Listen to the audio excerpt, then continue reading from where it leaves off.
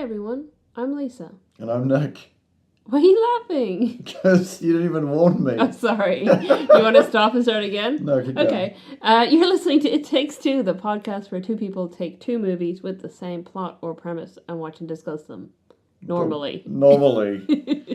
And then words. In this episode, we haven't watched two movies because this is a bonus episode celebrating the 5 years of us doing this podcast. Yes. We have not missed a single week. Yeah, I'm honestly surprised and proud of us that every 2 weeks for the last 5 years we have released an episode of this podcast.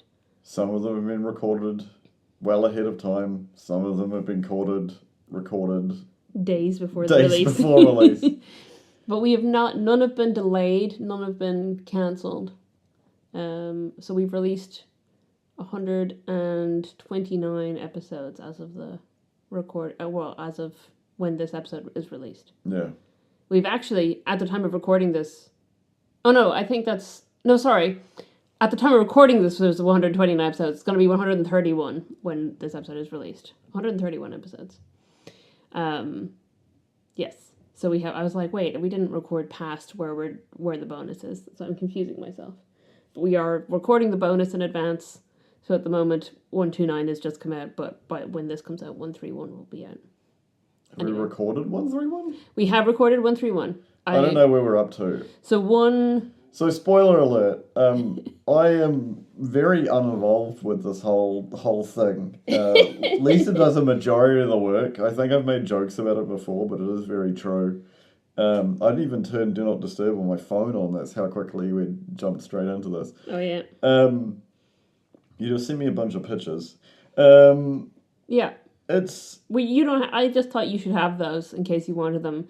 I've prepared a whole load of stats that's going to go out in our social media, but we can talk about them in the podcast as well, because I think more people actually listen to us than engage with our social media content. Yeah, that's true. So, I think it makes sense for the people who just listen and don't go looking for us elsewhere. It's nice to have a bonus episode to, have all those things in it. Episode 131, by the way, was called Princes of the Universe. And it was our two Masters of the Universe films.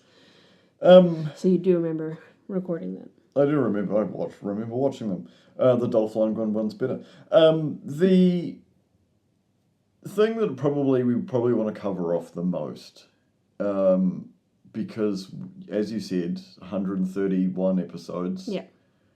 What was your favourite movie you hadn't seen before but you watched for this podcast?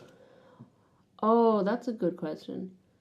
I don't know. My gut instinct was to say Sinners, but actually, technically, we didn't watch it for this podcast. We watched it and then went, "Oh, we can do an episode on this." Yeah.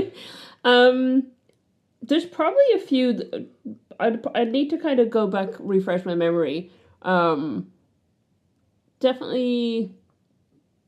Never Really, Sometimes Always was quite a standout. Yeah, that was a really good movie. I think that was probably one of my favourite. It's still like one of my favourite episodes because, for those who don't know, both of those movies are. I think I've mentioned this before on the podcast, but both of these, other than the episode we recorded about them, both of the movies were about two girls getting together and crossing state lines into a state in the United States that was legal to get an abortion. And it was just such a great episode because both of the movies were really, really high quality. They had been review bombed into the ground by actual organizations who want to take women's rights away, because it's got nothing to do with saving children. It's about removing rights of women. Yeah. It's such a weird, living for somebody else's benefit thing. But there's a whole political aspect to that. But I think, those movies, because they were such tonal differences, because one of them was a very serious, there was no wasted dialogue, because, in movies, normally you have to have somebody talking, you have to be giving exposition to explain the plot, where this movie was just, showing constant, ongoing abuse towards women that most people don't see as harmful. But when you look at it from the tone that it was filmed in, the way it was filmed, it was actual just like ongoing abuse that people like throw away. It's like that HR meme. You know, have you seen the meme with the girl in the cubicle and a handsome guy says, "You look beautiful today," and she's like, "Oh, thank you," and then the overweight guy comes and says it, and she's like ringing HR. Yeah. Yeah, it's very much like that. The good pick. Yeah, the other one I was going to say was in a totally different vein, Dungeons & Dragons: Honor Among Thieves.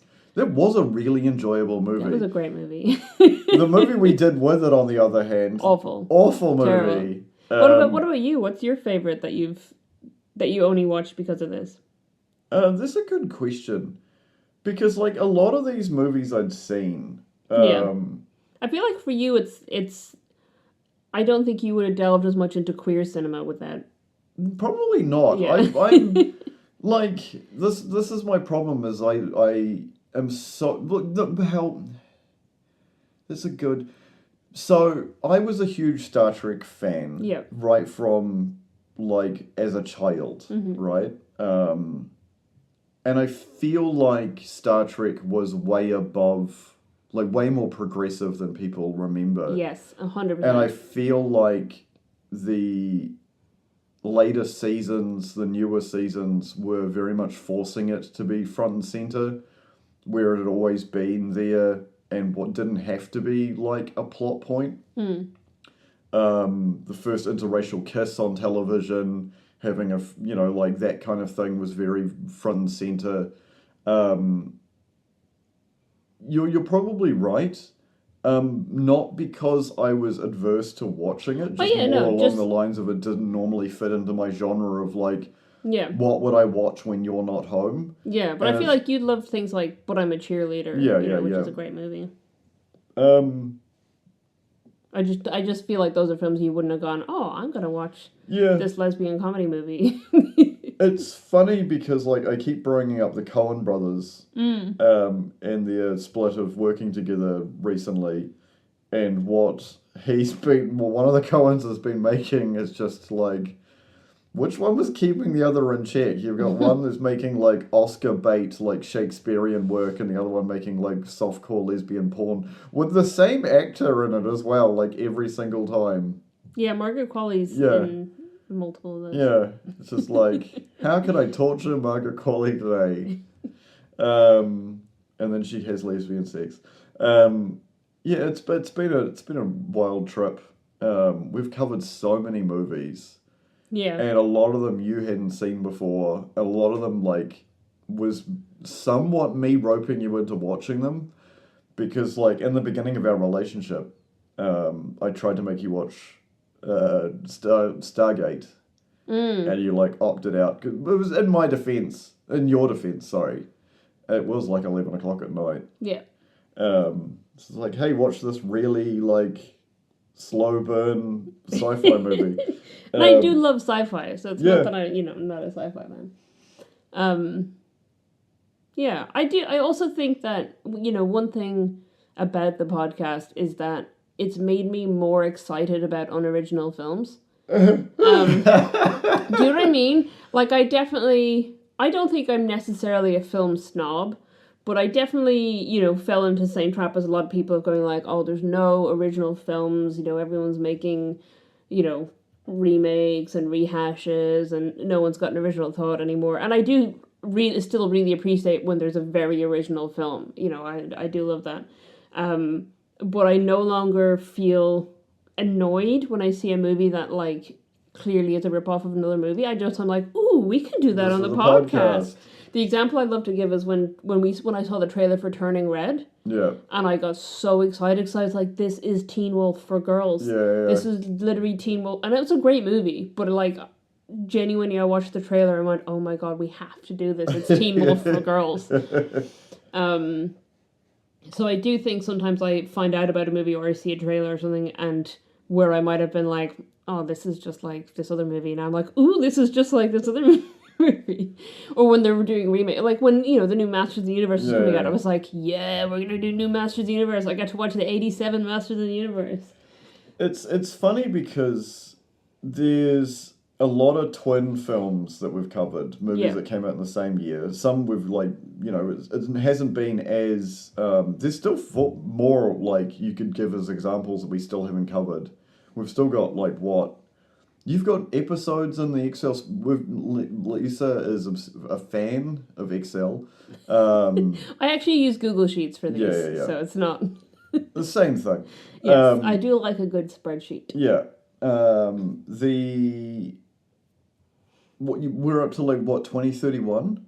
Yeah, something like that. So we've got episodes for another 5 years. Yeah. Just based on movies that already exist. Yeah. Excluding ones that haven't come out yet. Yeah. It's crazy. We've got so much more content to provide you. Yeah, I think especially a lot of those are remakes. So I think once we started doing our kind of remake series, it expanded what we can cover. Yeah. I also have a note on my notes app on my phone where I put in ideas for episodes that I need to then come back to at a later date and check them and be like, are these actually similar, or did I have a crazy thought? One that I have in there that I did not end up putting on our list was The Rock and National Treasure Book of Secrets. And I still don't know why I thought those were the same movie. I don't know. I can't figure out, is it just that it's Nick Cage versus Ed Harris? Yeah. In a a heisty type movie. That doesn't feel like enough of a connection to me. So I don't know, did I read something? Did I see something that maybe go, ooh, this is a good idea, and then I instantly forgot it? So it did not go on the list. Because I've seen both those movies, and I don't think they're the same. And I don't know why that was being considered. It feels like a 1 a.m. ooh, here's an idea. Yeah. But I do add episode ideas to this note in my notes app. And then I go back and I kind of double check, do I still think this is a good idea? And if I do, I'll put it in the actual spreadsheet of episodes. Yeah. There's some interest. And that'll be also if someone gives me ideas, because I sometimes get, suggestions from people. Suggestions from family members, colleagues, etc. Saying, oh, have you seen this movie? It's the same as this movie. And I go, oh, okay, let me stick that on my notes. I'll tell you one thing this has done, the podcast in general, is just the amount of movies we consume is far higher than normal, because I feel like a lot of people, and this is I talk to people about their media consumption quite a lot. There was some people I know from work and in social life that consume a lot of their media through what we refer to as doom scrolling. Yeah. And takes me back to, we were discussing, I remember we were, when we worked together, we were discussing what music people like listening to. And one person's response is, I only listen to music on TikTok. Right. And you're that's not listening to music. It's well, that's how I consume it. It's well, okay, because my knee-jerk reaction is to, make the sign of the cross and be get the hell away from me. Well, something that I think about occasionally is that I went to film school. Yeah. And someone in my class said to me once that they don't watch anything that's black and white. Right. And I was like, that is so much of film history. Yeah. That you are just not going to look at because you've decided black and white equals bad film. And I don't know why. And it just absolutely baffled me.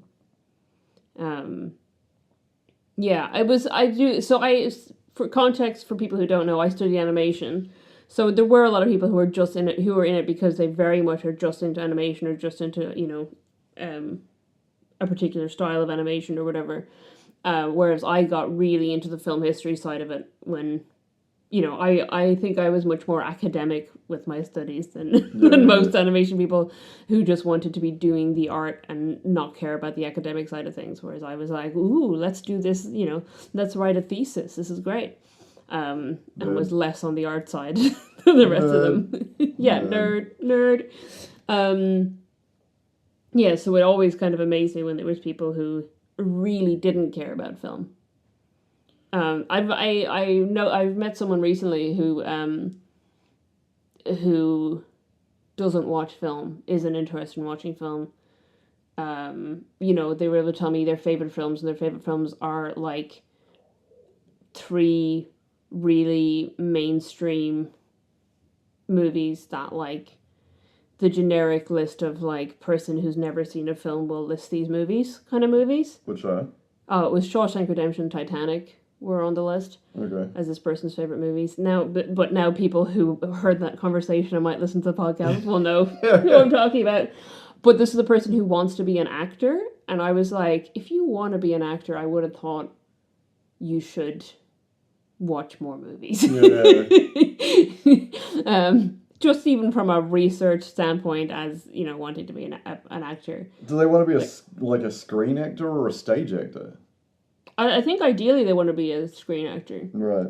They're in short films at the moment, so they're doing acting. But Sounds like weird. I just feel like you should. It's like owning a distillery but not drinking alcohol. It's like a...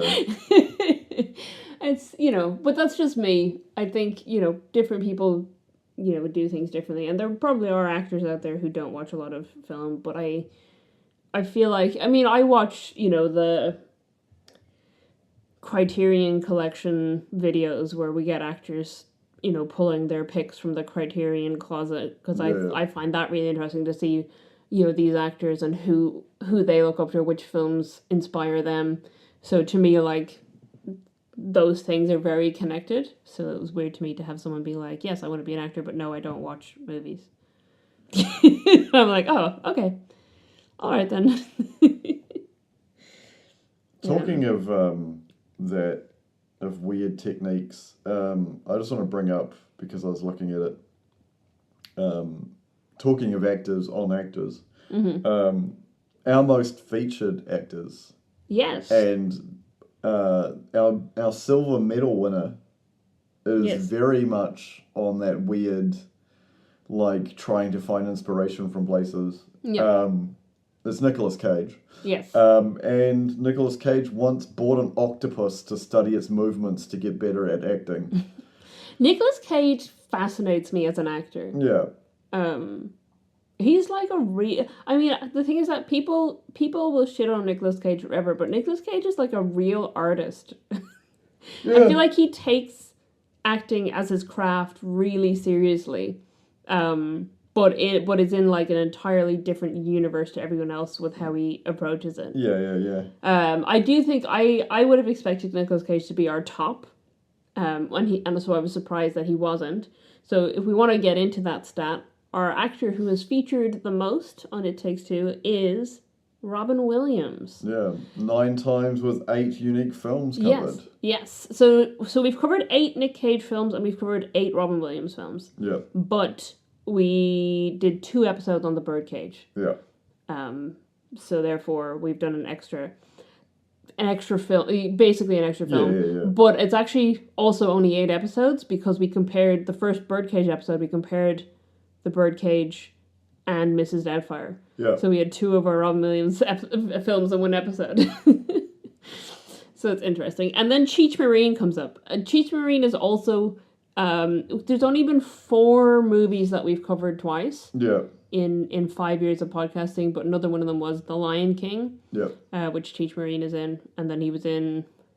I'm trying to remember what the other films Cheech From Marine Dusk Till Dawn. Definitely From Dusk Till Dawn. But he played 3 different characters. Yeah. I did not count that 3 separate times. I feel like he mostly was kind of a side character in things, which makes sense, because that's kind of what he is. Yeah, so From Dusk Till Dawn.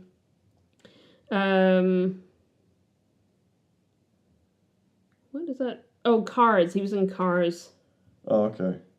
And he was in Coco. That's fun. And then The Lion King twice. And there must have been another one.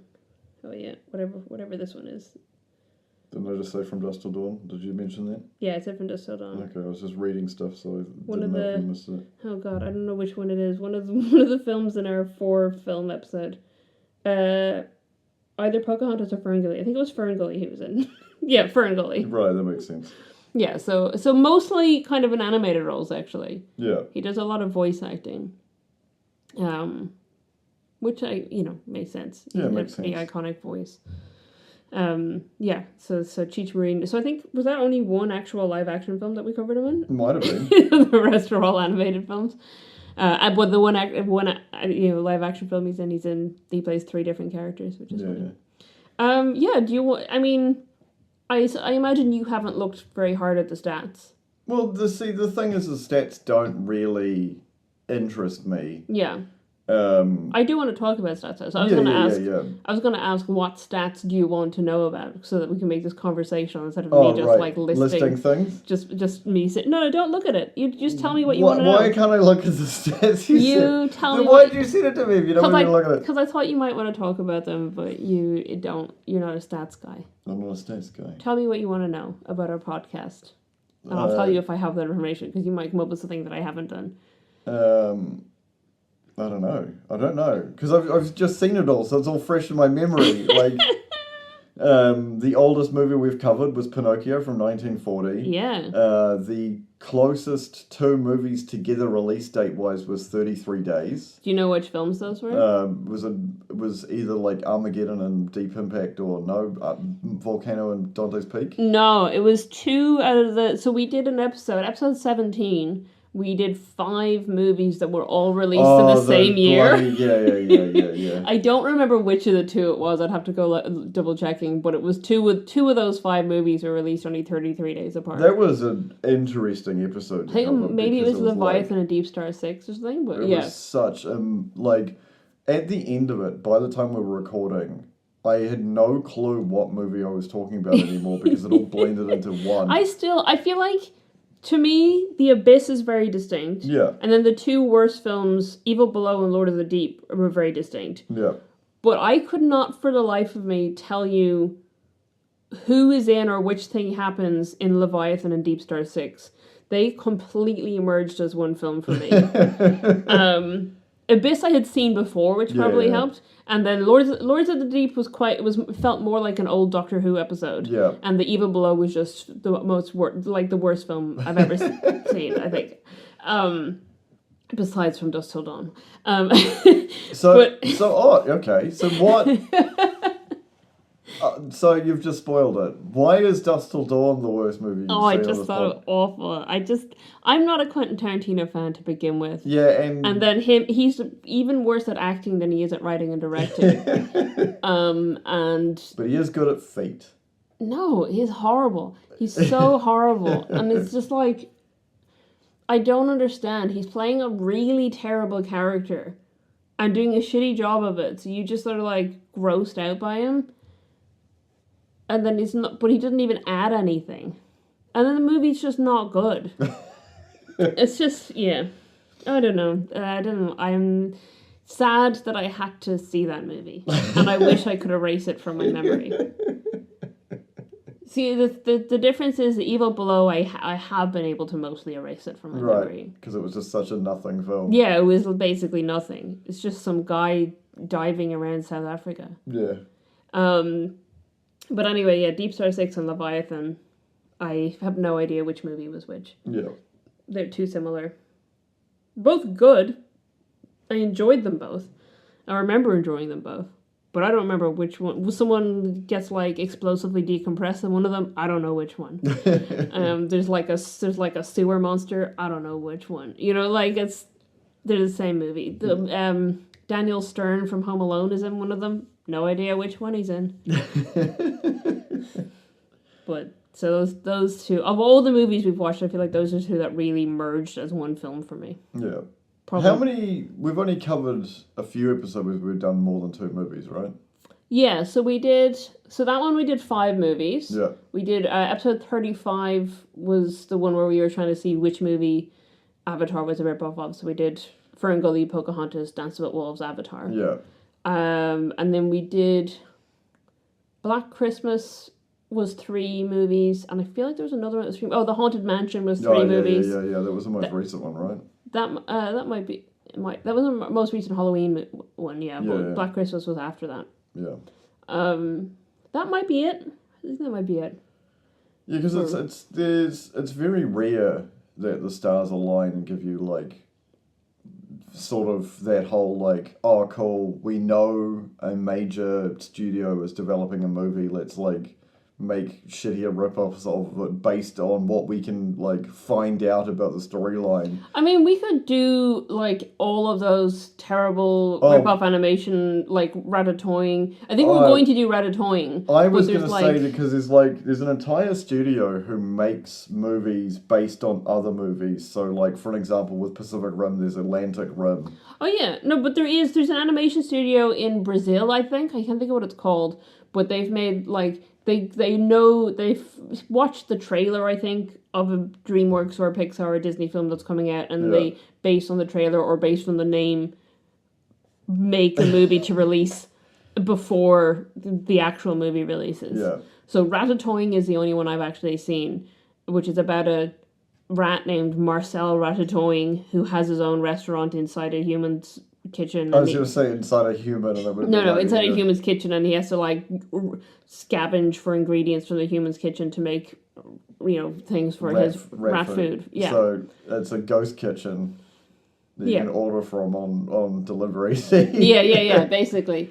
So they, they were like, Ratatouille, it's about a rat who cooks. This is my rat who cooks, Marcel Ratatouille. So it's bizarro, but like there's a Kung Fu Panda, there's like Shark Tale, there's like a whole load of these movies that got ripped off by that. So we could do all those, but I think we would hate ourselves. So I think I do have Ratatouille on the list. Right.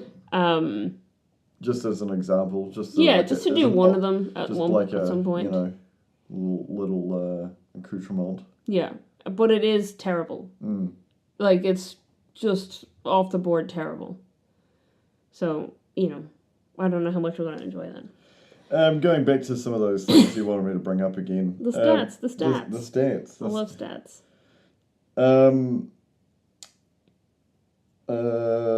I've covered all those things. Who, you might not have it in front of you, who do you think was in more, I know you know this because you made all this, but who did you think was in more movies than they actually were? Like, how many, like... What was an actor you thought we'd seen more in movies? I mean, like I said, I thought Nick Cage was going to be the top. Yeah. I was surprised how much we'd seen Robin Williams. Yeah. I didn't think we had seen him that much. Who did I think we'd seen more of? I don't know. Maybe Michael J. Fox? Yeah. So we've done a few. We've done at least 3 Michael J. Fox films. Yeah. But maybe only 3. That would have been Doc Hollywood. Did we do Back to the Future? Yes. And Atlantis. I was going to say Atlantis, but... Yeah. No, and that would have been 4, because then we also did Teen Wolf. We did Teen Wolf, that's true. Yeah. Okay, yes, we've done at least 4 Michael J. Fox. I don't feel like he was in a lot of movies, though. Maybe he was. Fair. Yeah, in fairness, we've probably done a higher percentage of Michael J. Fox, of his filmography, than we have of other people. Because, like, Nicolas Cage is in a lot of movies. Yeah, because I just feel like Michael J. Fox went into TV really quickly. Well, he was in TV, but he was in movies and TV at the same time. Yeah. Because we do have at least one more Michael J. Fox episode planned. Christopher Lloyd must be up there as well, then. Yeah, he's Who Framed Roger Rabbit. Yeah.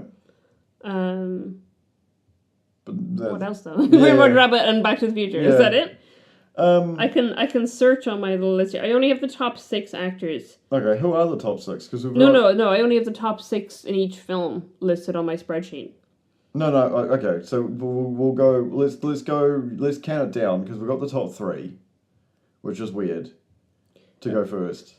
But what is our top 10? I don't know.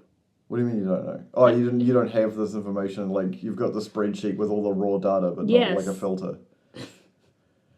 Yeah, because I have them. I've had to manually put in. So I only went up to 6 actors per movie. Right. Because I was going to drive myself insane if I went with more than that. Sometimes there's a 7th if I saw there was an actor on the cast who I knew was in other movies we'd done. Right. What was I looking for? I was going to find Christopher Lloyd. It must be only 2, 3. Michael J. Fox is in... Because I know he's in stuff. Yeah, it's only those two. Yeah. That we've done. John Candy would be up there. You reckon? Yeah. John... Because I'm sure we did... Only two as well. It would be Home Alone and... Home Alone and Planes, Trains, and Automobiles, which was in the same episode. Yeah. He's another guy who we've compared to movies, like in the same episode that he was in. Yeah. Hang on. Let me see, because I feel like I did try to work it out at some point, but it's not in that spreadsheet. So I'll see if I can find. You think of something else today, and I'll see if I can find who our top 10 were. Sure. So there's no dead air here. It's fascinating to me as we've gone through this whole experiment of how mainstream podcasts have gotten over the years.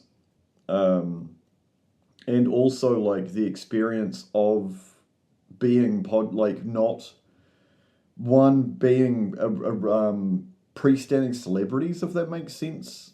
Because, like, when one year Lisa self-nominated us for a bunch of categories for, like, a New Zealand Podcasting Award. Yeah. For anything we basically qualified for. And... the winner of the podcast of, like, you know, the best podcast in New Zealand, not like we were going to even get in there, but it was just like somebody who had who was an actual celebrity who had, like, lost their job or, like, no longer was signed with whatever publishing company they were with, which made some form of, like, mainstream media, started a podcast and, like, talked to their friends about nothing, and it was just like, oh my god, this is so visionary. It's like, no, you had a pre-established celebrity who just sort of wanted to make money and be independent by themselves because the label they'd originally signed with didn't want to be associated with them anymore. And there's like, there must be such a huge like overflux of this whole entire genre because of, like, how many people are on podcasts now. Because when I first, like, started listening to podcasts, they were really far and few. There was, like, maybe a couple, and it had slowly, like, changed from the genre of, like, how can we get away with saying stuff, interviewing people without, like, having some sort of overarching, like, sponsor or company who really wants to aim the media they're producing towards a certain demographic. Yeah. And because podcasts, even though most people don't still know what they are, it's just pre-recorded radio. It's like a radio show that's pre-recorded. Yeah. We aren't at the, you know, we don't have, like, paid sponsors. So we can pretty much say whatever we want, and the only people we can alienate is our own audience. Yeah. And it's such a fascinating piece of, like, media that's come through because of how the big crackdowns and how much the companies have become slaves to the people paying them. You look at how YouTube has changed over the years, how it used to be its own thing, and then how all the advertisers pulled out, how Google took over and have just made it basically, we make up a bunch of rules, but we're the only ones that don't need to follow them. How you could, you know, have people that are experts on subject talk about a subject, but get, like, demonetized and their video removed, but you'll have some celebrity who has their own pre-existing TV show have their video monetized and promoted to the front page talking about the exact same thing. And you're like, oh, you don't actually care about the people who made the platform. You only care about sucking up to other big companies again. And you've pretty much, like, just shot yourself in the foot for what the actual thing was for. And you kind of go to the point where, like, why don't you just make your own thing? Which I guess, like, everything's been taken over now because, like, that's how it works, because that's money talks, and we're open for sponsorship, but, you know. Pay us. Yeah. Okay, I have got the data here. So we said Robin Williams number 1 with 9 features.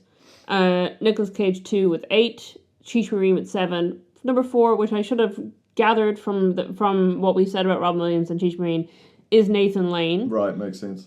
Because he's in 2 out of the 4 movies that we've covered more than once, Yeah. which brings him up to a total of 6 times featured.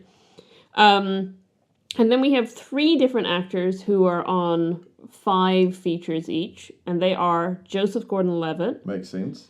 Dave Goelz, Okay. and Josh Brolin. Oh, yeah, that makes sense. So we've obviously done 5 Muppet movies Yeah. for Dave Goelz to be there, because he is, I think now, the only remaining original Muppet performer still consistently performing. That's crazy. Yeah, because obviously Jim Henson passed away, Yeah. and Frank Oz has moved more into director sphere and doing other things. He retired himself from being Fozzie and Miss Piggy a while back. Yeah, so Dave Goelz has been in 5, and then we have quite a few actors who've been in 4 movies. I don't know if you want me to list those as well. Sure, go on. All right, Michael J. Fox, Yep. Jack Black, Makes sense. Luke Wilson, Makes sense. Paul Rudd, Also makes sense. Jim Carrey, Yep. Matthew Broderick. That's surprising, actually. Jim Carrey is so low. Yeah, but he's one who probably you would think would be higher. But then, like, you think about it, there's not a lot of movies that Jim Carrey could be in that had twins of, like, something that was even similar on the... Because he is just such an iconic actor. All of his roles are really iconic. Yeah. Not a lot to compare them to. Yeah. So like, obviously we did The Grinch. We Yeah. did How the Grinch Stole Christmas. We did Peggy Sue Got Married. I'm trying to think off the top of my head what the others were, but I can look them up if you want me to. No, it's okay. And we had Matthew Broderick, who played Simba, so again was in Yeah. John Goodman, which makes sense. Steve Whitmire, who was Kermit the Frog from 1990 to mid-2000s. Right. So again, that's Yeah. it's just one less Muppet movie than what we covered Dave Goelz in. Gary Oldman. Makes sense. You would think he'd be higher, considering he's one of my favorite actors. Back to what I said about Jim Carrey about quite a unique actor. Mark Strong. Yeah, it makes sense. Willem Dafoe. Also makes sense. John Leguizamo, who also I think probably would have thought would be higher. Yeah, because we've done a few John Leguizamo movies. Well, obviously 4. Yeah. And then Steve Buscemi is the other one who's on 4. Oh yeah. Yeah. That's fascinating. I did look at Do you know what I've just noticed? what? What's missing from that list? Women? Yeah. Maybe we're just more diverse in the women whose films we cover. What do you mean? As in, like, as in we're not watching the same woman over and over again. Yeah. I feel like Melanie Linsky would be our top woman. Yeah, that makes sense. No, she's only been in 2. I thought she'd been in 3 for some reason. We've seen Melanie Linsky twice. I do like Melanie Linsky. Kate Winslet, have we done her more than one? I'm just looking at this flyer for... Kate Winslet also 2. There's Laurie Petty on the front of it and just being like... Oh no, the only one we covered was Point Break. There is no other movie like Tank Girl. Actually, that's a good point. Keanu, I would have thought would be higher. We've only done 3 Keanu films. Point Break. There's no equivalent. We haven't done the Matrix episode yet. Spoilers. We did Point Break and we did... I was like, what was the third one? It was Point Break and John Wick. Yeah. The Day the Earth Stood Still. Yeah. The remake of that. That makes sense. Yeah. But I know we watch a lot of Keanu. Catherine O'Hara might be in a few. I feel like. Yeah, it's surprisingly low because we've at least done Home Alone. Oh, that's it. That's the only Catherine O'Hara movie we've done. Really? Yeah, I thought we'd done more than one. Because that's the thing, like, it gets very difficult to determine what we've watched over the last 5 years for the podcast and what we've watched over the last 5 years is for us. Hayley Lou Richardson was someone I thought we'd done in multiple films, but maybe that was only 2 as well. Because she was in 5 Feet Apart and she was in Unpregnant. Yeah. Yep, that's it, just those 2. Okay. I thought we'd seen her in more. Oh, well, but then again, we have watched her in other things. Yeah. Just not for the podcast. Yeah. Like I said, Yeah. Yeah, I don't know. It's not that we're not watching films with women in them, though. It's true. I don't know what else to say there. I think at some point in time we're just gonna like as time goes on and we look back and maybe in the next one of these if we get to when we get to 10 years, that's crazy to think about actually. Yeah. Because then our relationship will be like 11 years old. Carey Mulligan was in 2 as well. Because I could think of like more movies we'd be covering off that would have the same people in it again. Sigourney Weaver we've done 3 times. Makes sense. Avatar. I don't know. Think of anything else. Avatar, Chappie, and Chappie, Galaxy course. Quest. Yeah. I was like, we haven't done Alien or Aliens or Alien 3 or Alien Resurrection. No, we did Galaxy Quest, Chappie, and Avatar. Makes sense. Yeah. What has been the biggest change for yourself when it comes to watching movies for personal entertainment? Because like the thing, like the reason I bring this up is because like you used to do something that I found sad, and it's not. I'm not being rude. I'm not being rude to you. I just find this was something that I found very enjoyable. You found it very enjoyable. I feel it's very like socially sad to go to the movies by yourself. I love it. I love going to the cinema by myself. And you said, because this is a fact for you, in 2012 you got a movie pass. Yep. And you could go to every movie that came out that year, basically based on that movie pass, right? So I could. It was an unlimited pass. Yeah. So for the year that I had it, I could go to I could just go to as many movies as I wanted and use that pass, and also get, I think, 10% off snacks. Yeah. So I saw so many movies that year. Yeah. It was great.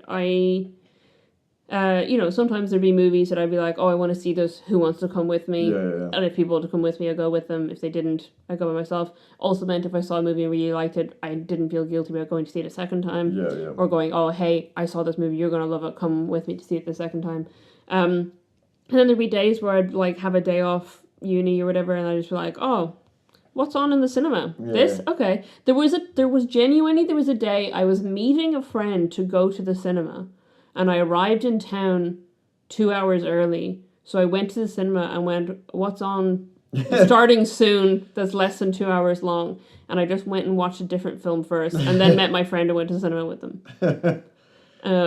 Because I could just swipe. So I saw so many, and then that was also because here's the thing is I went away for 3 months of that year. I left the country, right, and still managed to watch more movies in the other 9 months, like to make the pass more than worth it. Like I watched double the amount that I paid for basically. But when I went away for the 3 months, I went to Toronto and I volunteered at the Toronto Film Festival. And I got to see a whole lot of movies for free through working at the Toronto Film Festival or like volunteering at it. Yeah. Including like the premiere of Seven Psychopaths, which was so cool. As a big Sam Rockwell fan. So like that year I just saw a crazy amount of movies. So my point being is like, do you still feel like this is enjoyable, or has it become a job to you? There's a mixture of both. I still love film. I love watching movies. Yeah. But there's sometimes movies like, it's. I'm not always watching what I want to be watching because I'm like, well, we need to watch these things for the podcast. Yeah. But it does like that mean that sometimes something's coming out that I'm like, oh, actually, this one would be a good one for the podcast. So maybe we watch it for that, or maybe we wait till a later time to watch it with this other thing when we have more time, or when it makes more sense to do an episode. So there's things I've let kind of pass by me because I'm like, oh, we're going to do that in the future as an episode. But I don't. Yeah, it doesn't feel super like a job to me. I do feel like I don't, especially now that we're 5 years in, having never missed an episode. Yeah. I really don't want to miss an episode. Yeah. So I want to really keep on top of it, and so I feel like there's only been, I'd say there's been maybe 2 episodes we've done where I don't think we did our best because we were stressed about it. Yeah. And we didn't have the time to, like, re-record it another time. And I don't know that came across in the episodes. People can let us know if they felt there was. An example I can definitely give is when we did Project Hail Mary and Spaceman. Yeah. We were just having a stressful time for external reasons, and I don't think we were at our best doing that episode. Yeah, that whole recording time was just sort of like we were doing it out of spite rather than out of enjoyment. It was just like, we have to do this, so we're just going to do it. And it really upset me because I really loved Project Hail Mary, and I was so sad that I felt like we didn't do it justice. But then I think I listened to the episode and I was like, it sounds fine. Yeah. So I don't know that anyone's going to pick up that we were, like, super stressed that day, that we, you know... And that we just were like, well, we have to do it, so let's just do it. There was one where that happened where we went, actually, let's scrap it and redo the episode. And that was, it was recorded as episode 15, but actually came out as episode 20. And that was iRobot and Who Framed Roger Rabbit. Right. And that's the first, to me, that marks a change in how we recorded our episodes. Yeah. Because we... you know, we didn't know what we were doing at the beginning, and we took a lot of notes. Yeah. And we kind of recapped more of the movie than we needed to. And I think that's probably the biggest criticism towards myself from myself as well, is because the podcast I was listening to at the time, like basically religiously, was still one of my favorite podcasts that I do not get to listen to anymore because, like, they don't cover... It's hard to find time because I like to... So my thing is that I tend to want to consume my media all at once, which is probably unhealthy, but, like, I would rather listen to a podcast from start to finish. I can't do... Like, I was trying to listen to podcasts on the way to work. Yeah. And you're only getting, like, 20 minutes each way, and if it's an hour and a half long, that means you're sort of like on the third day you're starting a new pod. Like, I would rather be like, cool, I can listen to it continuously for this like next 2 hours. Versus me who downloaded Kiss Kiss Bang Bang onto my Creative Zen and watched it in 20-minute bursts on the bus on repeat for weeks. Yeah, I can't do that. Just watch whatever section I could on the bus, and then when I got to the end of it, like, oh, I might as well just start Kiss Kiss Bang Bang again. Yeah, and that podcast that I'm referring to, which is quite an interesting podcast, they review a singular movie at a time, based on a random generator, and it's a horror movie, and they go through play by play and how it still relates to society, how it still relates to today, how it relates to them. And I felt like I was probably incorporating a lot of that into the way I was approaching this. Yeah. And I think with that episode, what we did essentially was we recorded it, but all we did was say what happens in the movies. Yeah. And then I was like, at the end, I was like, I hated every minute of that. Yeah. That was one of the worst things we've done. And then we were like, okay, let's start again. Yeah. And let's try something different. And I think that from there, we evolved into... I mean, sometimes now I feel like people don't even hear what the plot of the movie is because we just go on tangents. We haven't had any complaints yet. But I think that marked a huge difference in how we do things. But I also think just like as we've gotten more comfortable with our format and with, the kinds of things we know we like to talk about, we don't take as many notes. We don't, when we go see a movie in the cinema, I don't bring a notebook and write in it. Because like the first few times that we covered movies that were still in cinema, I brought a little notebook and took notes. Whereas now I'm like, I'll just remember this. Yeah. Whatever doesn't stick out into my head at the time obviously wasn't important because I didn't remember it. Yeah. And there's one or two that we saw that I then like jotted down a few notes afterwards to be like, oh, this is the thing that I want to remember. But mostly I'm like, I know watching it what the things are that I'm thinking about for the podcast, what I want to talk about, how I can compare this to this other movie that we're doing. So I feel like we're I don't know if that's the same for you, but I feel like I'm more making those connections in my head now without needing to, like, also, even from the beginning to like 20 episodes in, I changed how I did things, because I originally took notes in a spreadsheet where I had one movie and the other movie, and side by side the things that were the same. Which was honestly great when we did the 5-movie episode. Yeah, a bit. Because I could really see which like plot points were mapped out across all 5 movies and across 3 out of 5, etc. To be like, oh, like these are how similar they are.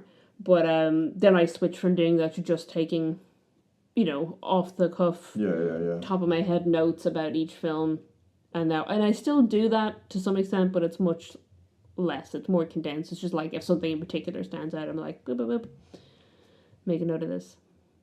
So we, in the past, reached out. We were trying to get more spots on other podcasts, which turned into a whole weird moment of multi-level marketing bros trying to like come on a podcast and talk to us about their weird Bitcoin product scam thing that they were trying to flog. We've been on other people's podcasts, not as much as obviously we'd want to sort of get out there and build like a community thing. And the reason I bring it up is because like that was one of our huge goals for a while. What do you want going forward from this as we've reached our 5-year? I don't know. I'd love more engagement. I'd love to know people are listening. I mean, we have like stats on downloads and things. Yeah. And we've been listened to in 101 countries now. Which is crazy. Which is insane. That's like a lot. That's a lot of countries. So I think that's more than like countries' first languages are English. Oh, that's way more than countries' first language. What are you talking about? That's like so many more. So like I know we're being listened to, but we don't get a lot of feedback from people. Right. We don't get a lot of people engaging with our social media content or like leaving comments on Spotify or wherever, or reviews. We haven't had a review since 2022. So I don't know if people are actually enjoying the podcast, except for people who tell me to my face in person. Yeah. So people it's the same for me actually. When people like make comment about me and being like, well, on his podcast he's really like bubbly and happy sounding. So I do, I've got coworkers who listen, I've got family members who listen, I've got family members, coworkers who listen. So, people are listening, but we don't get to see a lot about or like know about what it is they're liking or not liking, or what they want more of, what they want less of. So we just keep making it. So we're mostly making it for ourselves. Yeah. I just thought of a really dodgy way to get around that. What? We just like have a competition of like based on reviews. No, we don't. I don't want to do that. Give them free merch. Yeah. But speaking of, this is also today, the day this podcast is being released, we are officially launching our merchandise line. Which probably will be bought by like my mom and no one else. Yeah. But if you're interested in It Takes Two merch, you go to ittakes2.co.nz/merch. Yeah. Or just go to the website and there will be a bit up the top tab that says merch, and you can click in there, and we've got hoodies and t-shirts and stickers and magnets and hats and a water bottle. I think that's Christmas decorations.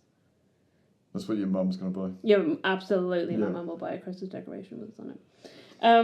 So if you have ever wanted It Takes Two merchandise for the second time, because we did have merchandise once before. Yes. Now you can get them on our very own website. And if you have ideas for merchandise that you want or would be interested in buying that's not up there, absolutely reach out to us. Let us know.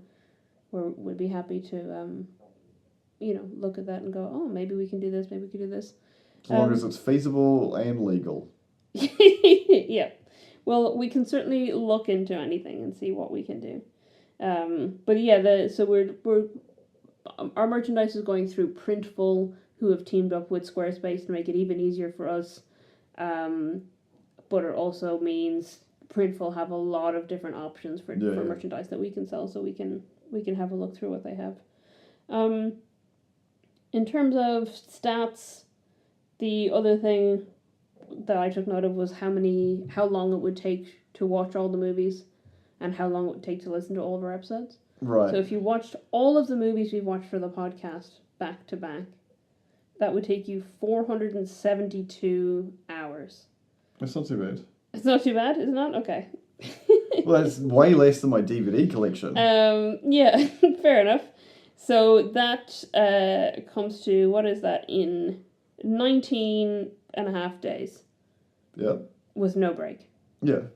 And if you're listening to our episodes, if you want to listen to all of our episodes back to back without stopping, it's 140 hours.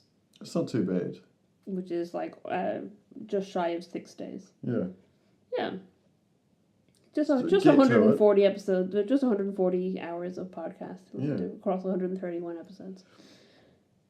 Lots to listen to. Yeah, that's be a decent chunk to get through. Yeah.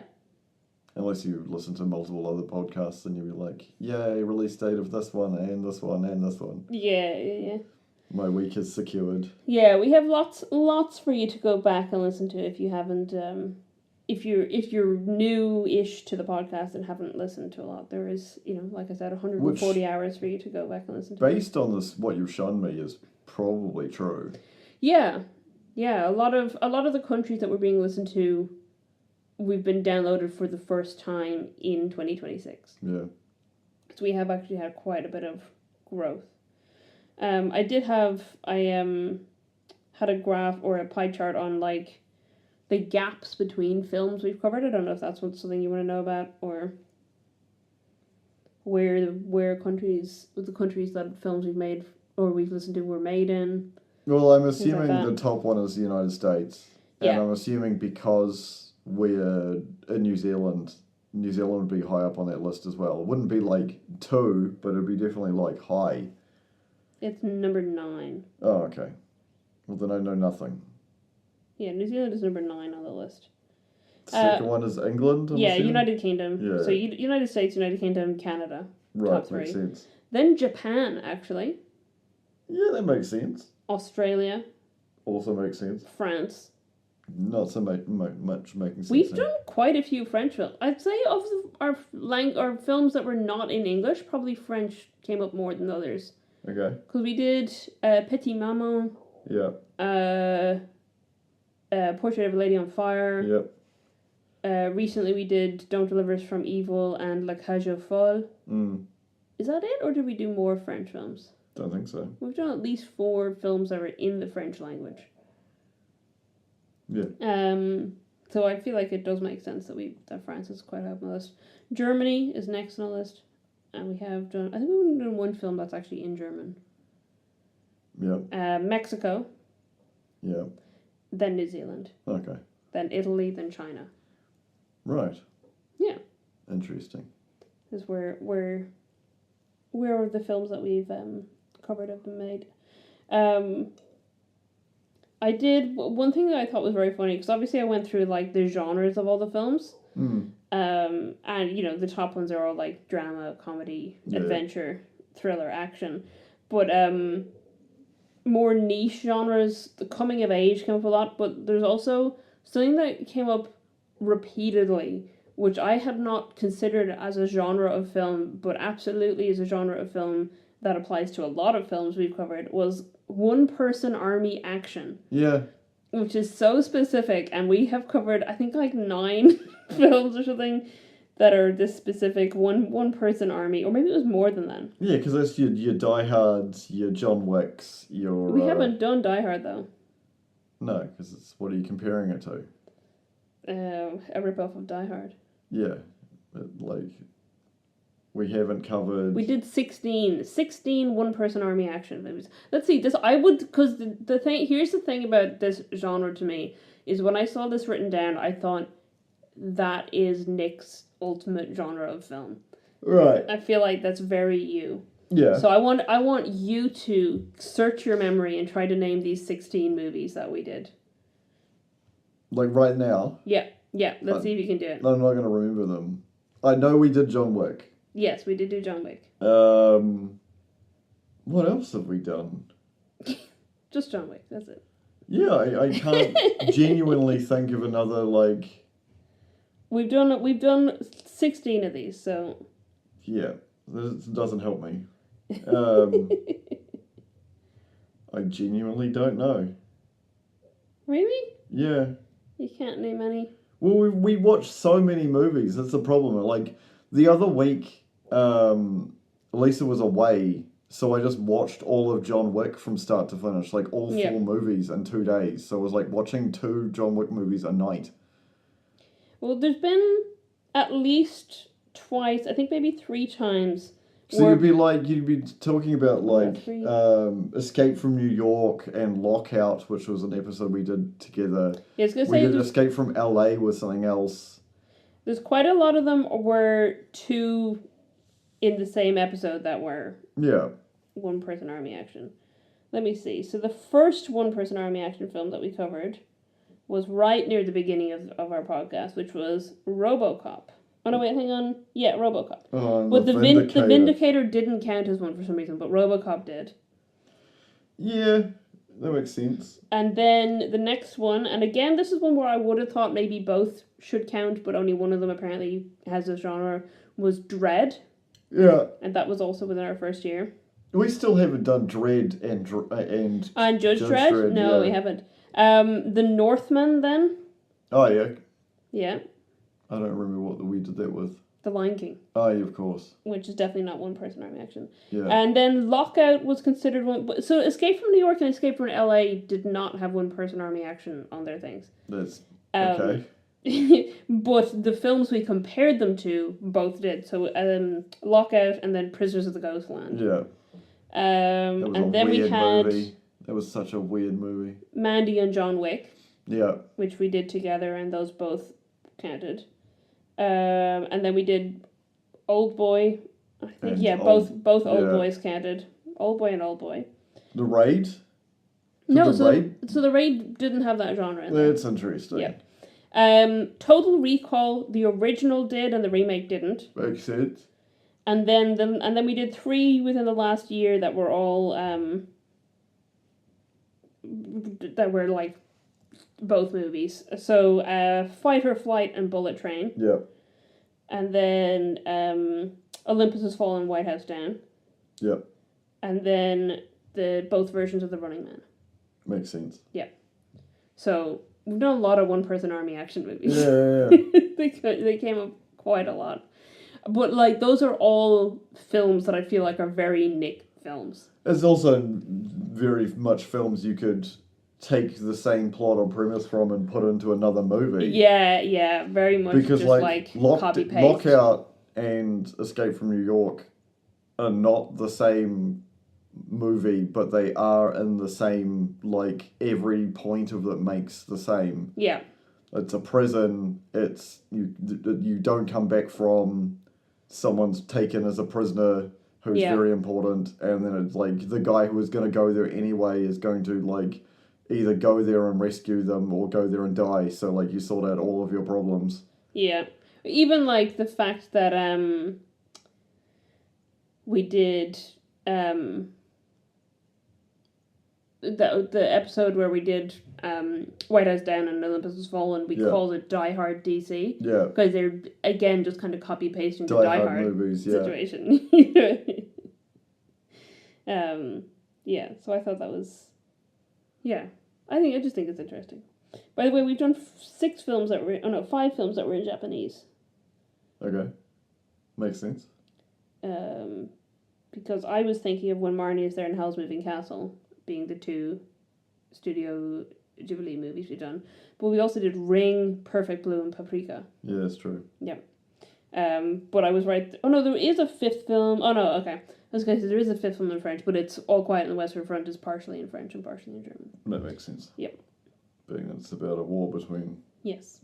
So that makes sense.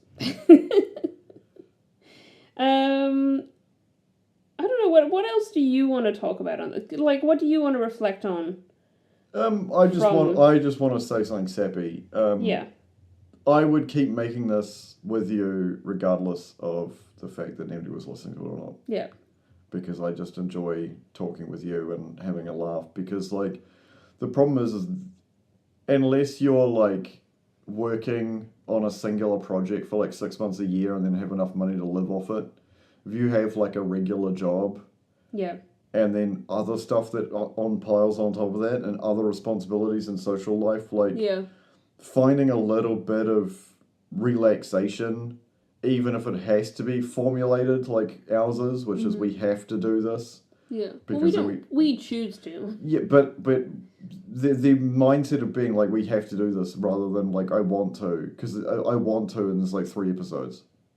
Because all you do is go, oh, I didn't feel like it this week, so I didn't do it. Yeah, yeah. And that's the end of it. Yeah, and I don't think either of us would have kept going with this if we were doing it on our own. Oh, Lord, no. I think we hold each other to account. Correct. And I do think...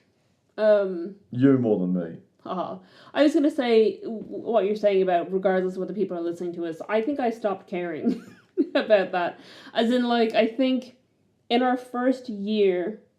You were really chasing the numbers. Yeah, I was really chasing the numbers. I was really trying to promote us everywhere. And I was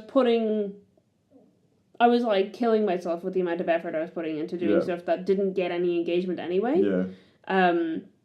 So then I like cut it right back, and now I've started doing the quotes. So I do like a quote from the current episode the week it comes out, and then in the off week I do a quote from an episode in our back catalogue. Right. To make people go like, oh yeah, they covered these movies ages ago.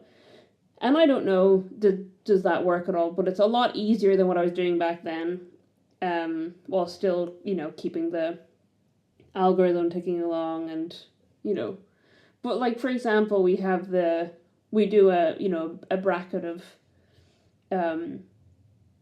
best episodes, people's favourite episodes on Instagram. And we've got one currently running, and it's been voted in by 3 people, all of whom are related to me. So, and I mean, it hasn't expired, so other people might vote in it, but like, we're not getting a huge amount of engagement. I feel like there's a huge tonal shift, and I feel like everybody is stuck in the past, because like I remember when Facebook was like the in thing and there was no other option, and like you met people and added them on Facebook. Yeah. You wake up in the morning after being to a house party and you've got like 3 more friends on Facebook that you don't remember who the hell they were. Maybe just my experience.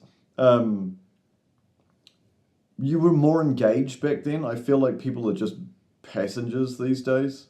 No one's out there like doing stuff. Yeah. Everyone is just like in the habit, and I'm in the habit of doom scrolling. Yeah. We were doing remember we were doing YouTube shorts and things, and I don't think it brought in listens. No. Yeah. So if you know how to reach an audience... No, what I'm saying isn't like... I'm sorry, I don't mean for it to sound like depressing or depressed. What I'm saying is that like you said, I want to keep doing this. I enjoy making this with you.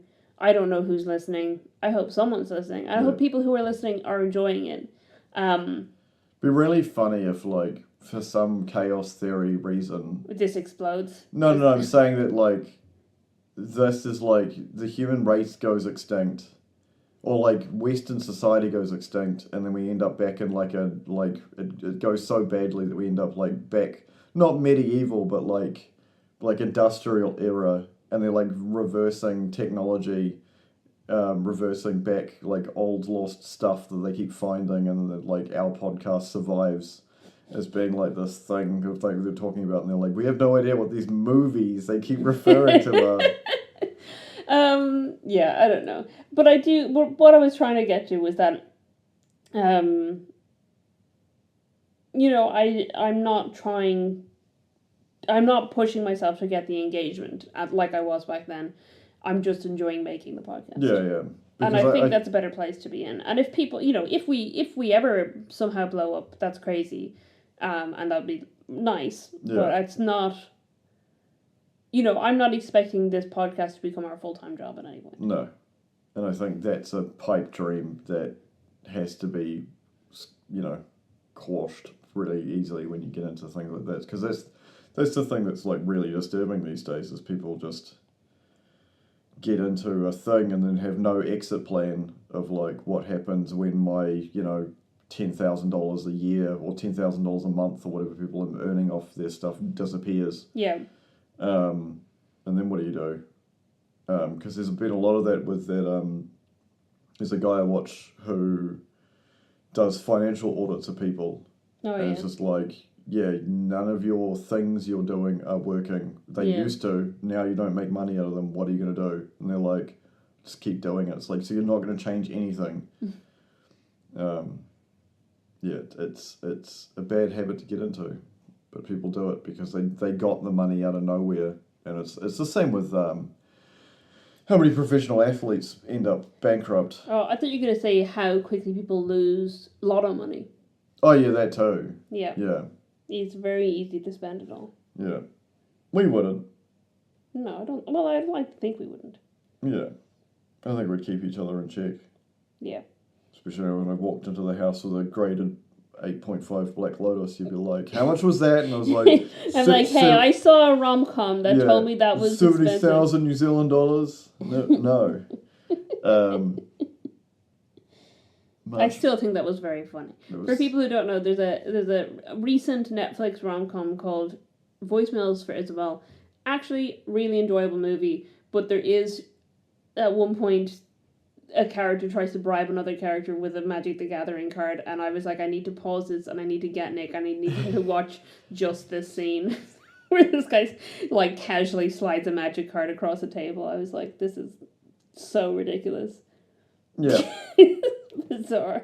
Yeah, but like, it's funny to me that they use that as an example because like you could have done it easily with like in the first 100 comics of like original printings of Superman, or you could have done it with a baseball card. Yeah. You could have done it with like a USB stick claiming that it had Bitcoin on it. Yeah. Like, you could have done it with a lot of things. It's just very funny to me that it, like, met my genre. Yeah. The Venn diagrams of you liking terrible rom-coms. And it's not a terrible rom-com. All rom-coms are terrible. That's not true. There are exceptions that prove the rule, but otherwise... That's not how that works. 500 Days of Summer is a good movie. Was it 400 Days of Summer? No, 500 Days 500 Days of Summer is a good movie. Is a deconstruction of the rom-com genre. Palm Springs was also fun. Palm Springs is fun. Yeah. I do like a time travel movie. Would you count Groundhog Day as a rom-com? Yeah, Groundhog Day is a rom-com. Yeah. It's another time travel rom-com. Yeah, classic time travel rom-coms. I feel like Korea does a bunch of time travel rom-coms. You were watching some really weird Korean rom-coms for a while. Oh, so were we, actually. We were both watching some weird Korean rom-coms. We weren't watching, like, movies, Korean movies. No, just like... You're thinking K-dramas. Yeah, the K-dramas. Yeah. I was watching Strong Woman Do Bong Soon, which I think is fantastic. It's so over the top, but very fun. And we watched that one that, like, switched genres, like... It's A1 Class. Yeah, like 3 times. Yeah. And we were like, is this I was more interested in when it was like a revenge plot against the guy who killed his dad. Like, why is he now running a restaurant? That's definitely, I don't know why you think that's a rom-com. It's not rom or com. Anyway, Joe is a good rom-com. Shaun of the Dead. Okay. That's a rom-com. If you say so. No, they literally marketed it as a rom-zom-com. What about Deadpool? Is that a romantic movie? Probably, yeah. Deadpool, the first Deadpool. Yeah. Yeah. I'd say you could count it as a rom-com. I think there's other rom-coms you would enjoy. Probably. I'm sure there's one other one-man action army man. I've enjoyed most of those one-man army action movies. Have you seen Commando? I'm sure. Yes, I have seen Commando and Predator. Yeah. Because I feel like most Arnie movies count as one-man army action movies. Jingle All the Way. Yeah, I was gonna say literally. Yeah. Spoiler alert for this Christmas, folks. There's gonna be another one-man army action film. I do think most Arnie films are one-man army action films. Yeah.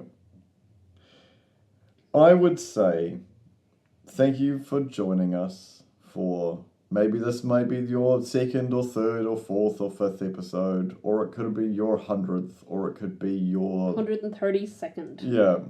Thank you for joining us along this path. As we said earlier, I think we're going to keep making it until something terrible happens.